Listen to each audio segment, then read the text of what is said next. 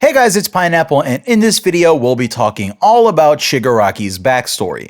This means we'll have to talk about some of the recent manga stuff, so please be caught up before watching this video. I wanted to also bring forward a couple theories on how All For One fits into all of this stuff, so be ready for some potential villain drama. You guys can follow me on Twitter at VocalPineapple, and you can actually buy some dope My Hero Academia merch from Absurd Waffle in my description. They've got cool stuff like Plus Ultra and LEMILLION themed shirts, and I get a little split from anything that you grab. With that said, let's get into this tragic story after that.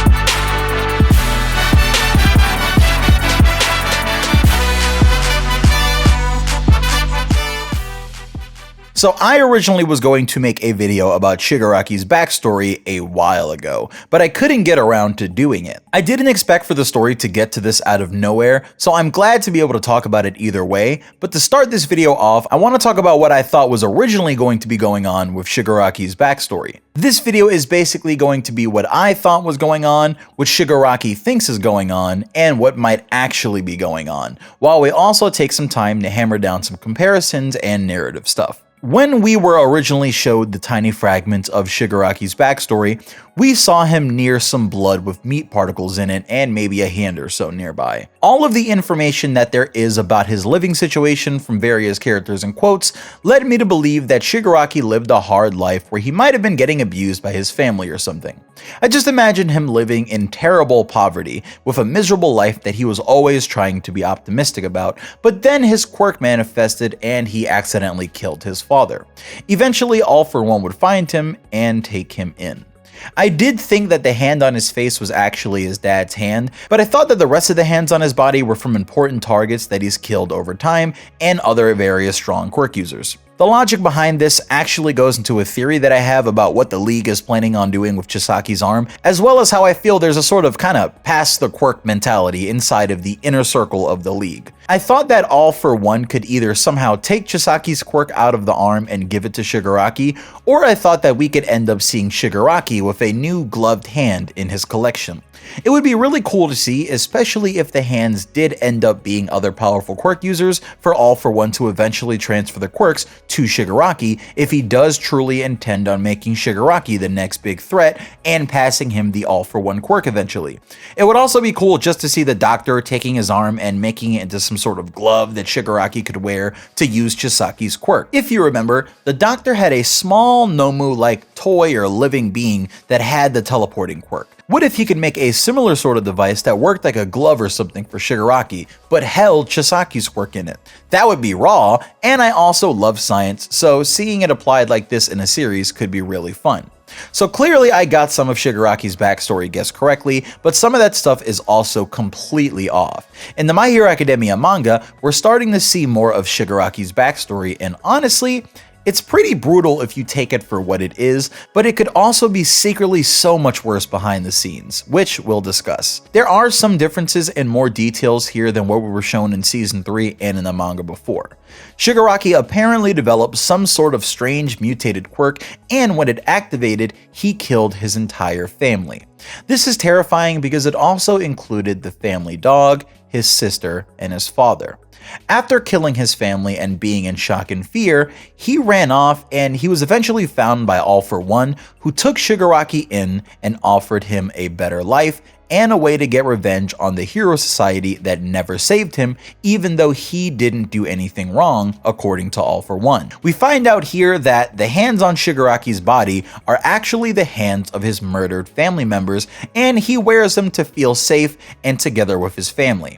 When he takes them off, his body starts to just gather rage and produce all sorts of fury and stuff, but his heart is calm when he wears them, according to present-day Shigaraki. So this is obviously how Shigaraki remembers these tragic events, but can we really believe that? I mean, we know from his story and the reality of what must have actually happened in that house that day that he was a young kid who was in extreme shock, and most of what he remembers has to come from really hard to remember moments and retellings from Ujiko and All For One, right? It's even worse than that. Because what do we really know about Shigaraki's backstory? In this video, I'm going to present the idea that All For One set up Shigaraki's tragic past and has been manipulating him this entire time.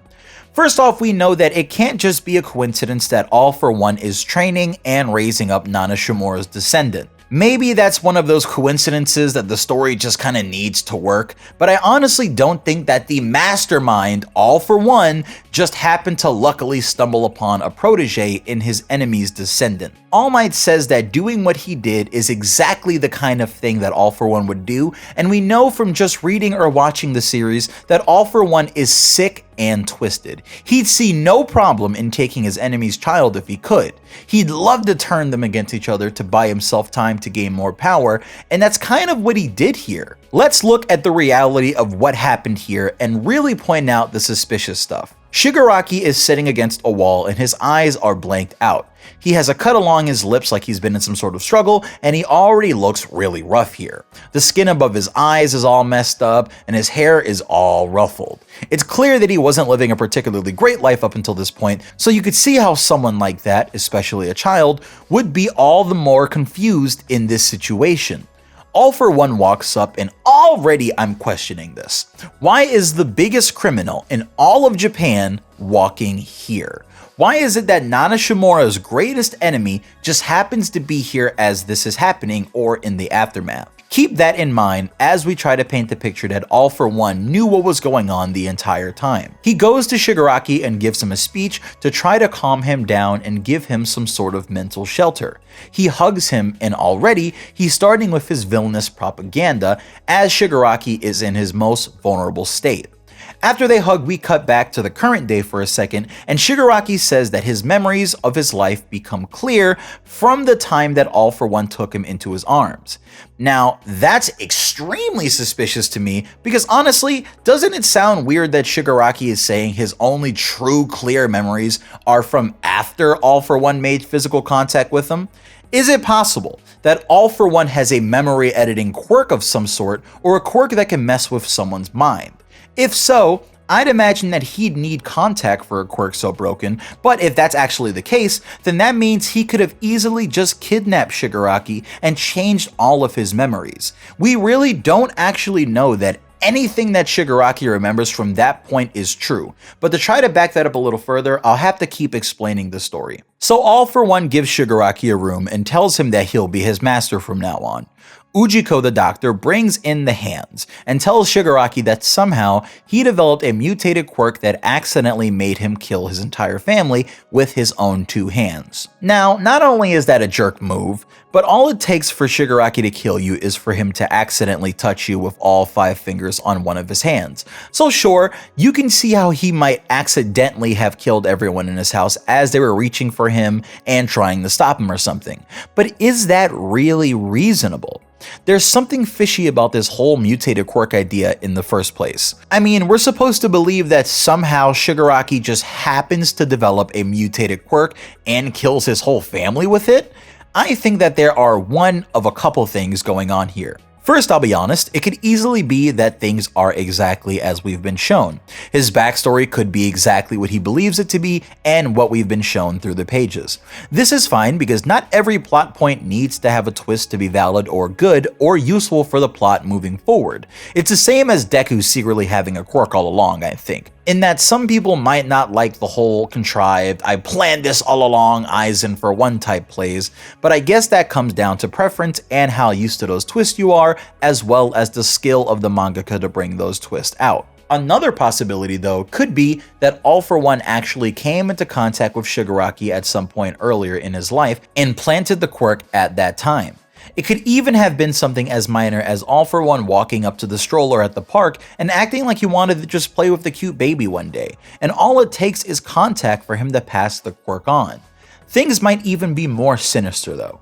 Maybe All For One met him, planted the disintegrate quirk into him, and maybe messed up his memory? After all, for the theory of All For One passing the disintegrating quirk to Shigaraki to work, he has to have done it before Shigaraki apparently killed his family. But how would that be possible if Shigaraki doesn't remember All For One when he sees him? It seems like we have at least some reason to believe that All For One might have done something to Shigaraki's memory, and to back that up, we have this point here where All For One might have had to edit Shigaraki's memory previously to even give him the quirk without worrying about being recognized later on. The third possibility, and the last one that we'll discuss in this video, and the one that I personally think is the most likely, is the idea that All For One might have actually just killed Shigaraki's family himself. Anything could have happened in that household. We have literally no idea, because the only person who was apparently there that can give us an idea of what happened was Shigaraki, and he isn't even the one who tells us how it happens. Ujiko, a person who wasn't even there,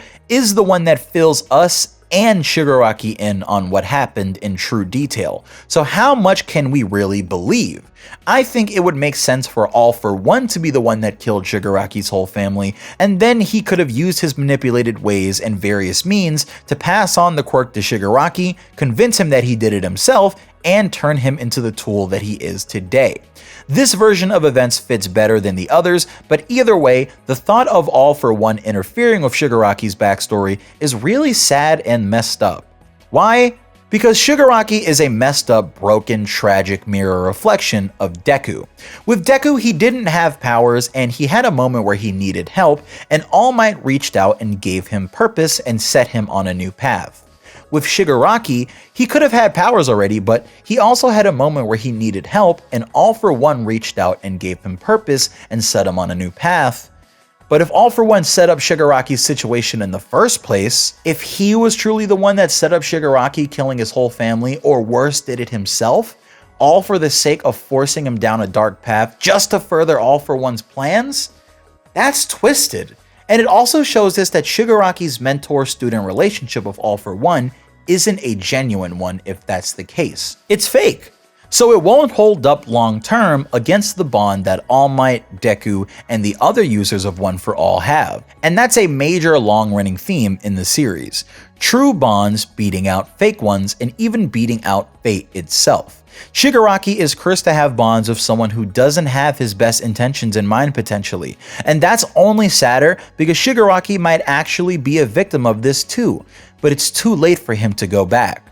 He has to resolve himself to become what he wants to be, just like Deku has to, and it'll be interesting to see how Shigaraki reacts if All For One dies somehow. At the end of the day, Shigaraki, or whoever is probably going to kill All Might, is going to send Deku into despair. But Deku will ultimately find peace in being able to continue that bond with All Might through the power of One For All.